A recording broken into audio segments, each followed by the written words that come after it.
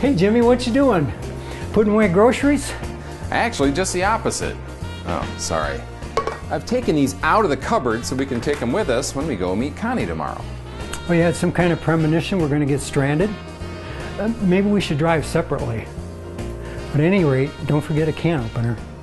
No, I want to give these to Connie for her collection. Connie collects tins, not tin cans. She's not going to want your old green beans. I'm not going to give her green beans. These are rarities I know she won't have. Let's see, we've got sweet and sour sugar beets, Billy Bob's Cajun beef tongue in a can, and peppermint pickle juice.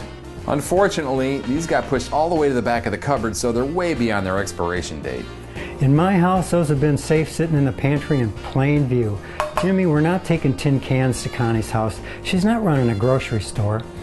Listen, friend, if you'd like to get her something really special, why not try our new premium milk chocolates, brought to you by your favorite neighborhood grocer, now in this attractive collector's tin. I picked this up this morning. Oh, I love chocolate. You didn't get me any? It was the last one.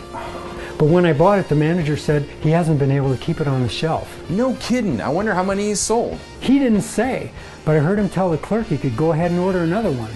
Speaking of order, in our next segment, we're going to introduce you to a massive tin collection and a lady who's had to make a science out of putting things in order. Doug, welcome to Tin Can Alley. I'm so glad to share it with you today. This is one impressive display of advertising, Connie. I am amazed by it myself when I come down. I always want to be on the other side of the room so I can see the expression of the people when they see the mass of this collection. Have you ever sat down and counted all the tins? Yeah. I have over 6,000 different advertising tins in my collection and hundreds of duplicates. You know, it kind of reminds me of the old general stores, although they weren't filled with nothing but tins and packed to the ceilings. Can you fit another tin in this place? I mean, it's just loaded. If we can find a spot that'll hold a tin, I can get 2 in there. I love the old vintage tins, but I've noticed that you have a lot that are not brand new, but let's say within the last 5 or 10 years. How would you describe your collection? My collection is modern advertising tins. In the 1980s, they started putting out a lot of reproductions, and that's when I really began to add to my collection. And I have some tins that the same company, I have their newer tins and I have their older tins. And then there's the brand new tins too in some of the areas. Well, I guess when you collect the newer tins, you can pick those up rather inexpensively. Actually, if I get them on eBay for $1 a tin plus shipping, then that's cheaper than going out and buying them new with the product in it for $5 sometimes. You know, this shows other people that you can actually start a collection on a very limited budget. Yes, you can. If you go to the yard sales and rummage sales, when I started, a quarter, 50 cents, $1, a couple dollars for a tin was very common. A large part of my collection is candy tins. The Whitmans and the Russell Stovers especially make a lot of tins. Russell Stover also includes a lot of tins with their storefronts on them and a lot of famous artwork. This particular tin involves 2 companies. It's a Russell Stover tin, but the Tyson Company paid Russell Stover to make this series of tins for them to present to the Tyson workers. And only the Tyson workers receive them. And I'm really tickled to get the dual advertising on the tin. Sure, it's very unique. You know, I really enjoy this sort of tableau that you have set up, which focuses on Band-Aids from the beginning of the company right on up to the present. And there are so many of them, especially from Johnson & Johnson. Most important today is the Band-Aid tin with the Red Cross. The Red Cross as a relief agency began in the Civil War, and Clara Barton used that symbol. But Johnson & Johnson also used that symbol for product identification. By the end of the 1800s, the Congress passed a law that would say nobody could use that Red Cross except Clara Barton. But President Cleveland didn't pass it. He didn't sign it. So the next Congress comes along, they pass it again, and this time Teddy Roosevelt did pass that law. Mr. Johnson went to Clara Barton and said, could I still use that? Could we work out a deal that I could use it for my products too? And she said, yes, but you're going to have to pay for it.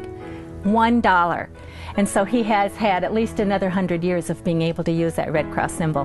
Very interesting history. You should take this stuff out on the road and do presentations for people. I love to do that. I get to do them once in a while for community groups, and I take hundreds of tins with me, and I tell lots of stories about the company's origins and how they developed through the years. Doug, while you're here, I want to show you this Curad tin. It's an advertising ad item, and it even pumps up like this. It looks like a child's toy. Why would a Band-Aid company make a pump? Because these Band-Aids were washable and waterproof. This is really an interesting way to display your adhesive tape and medical tape. Those are actually curtain rods, aren't they?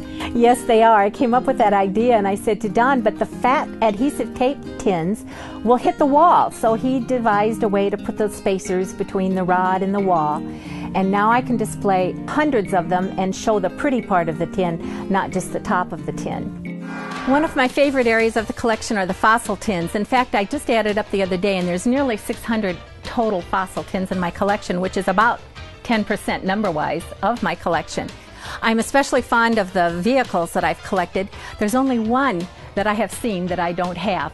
I really like this Elvis car. All of these cars had watches in them, and my Elvis one actually has the Elvis watch in it. Fossil tins also hold billfolds. I even have some that are puzzles.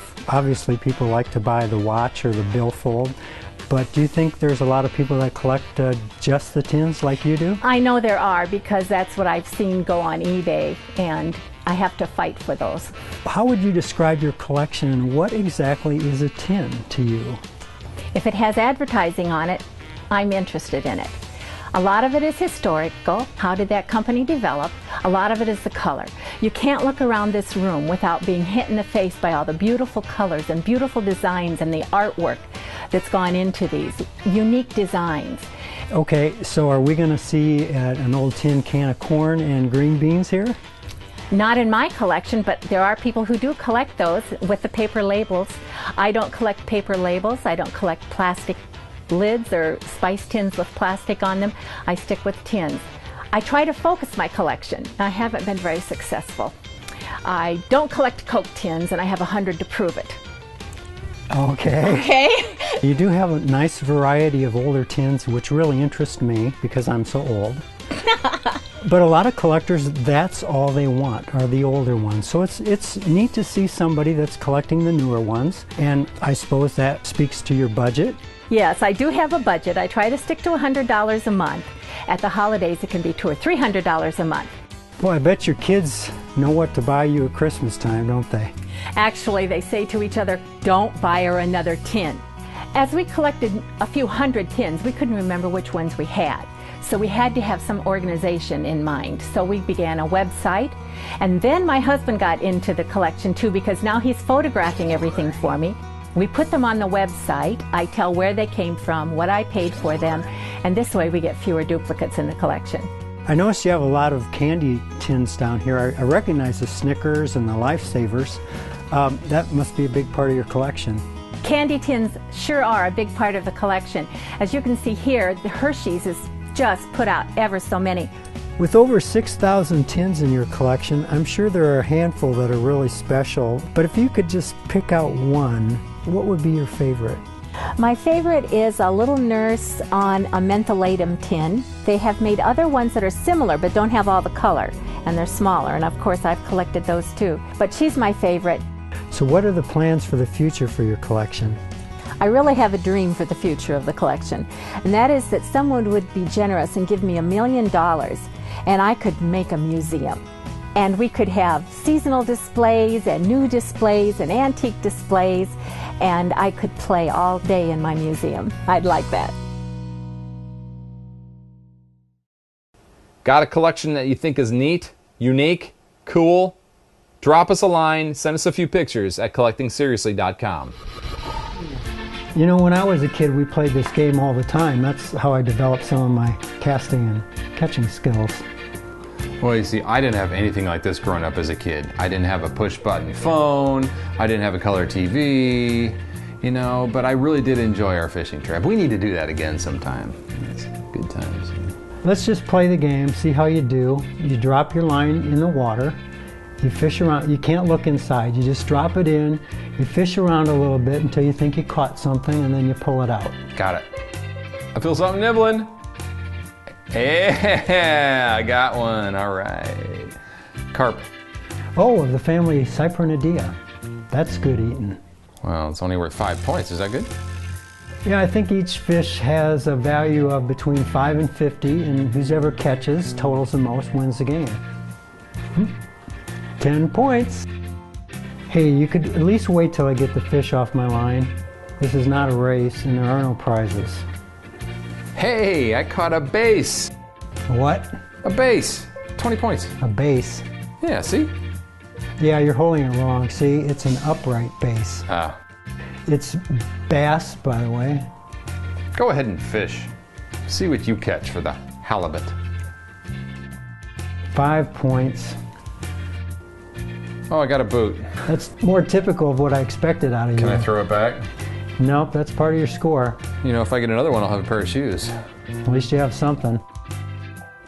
Well, I don't know if I can beat your fillet of sole, but let's see what I can do. Oh, look at there. Holy mackerel!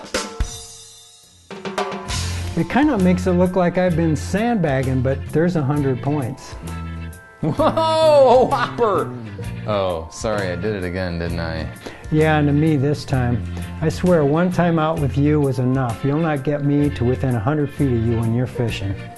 You know, that ER doctor acted like he'd never removed a treble hook before. Apparently, there's no medical term for the surgical removal of a hamburger.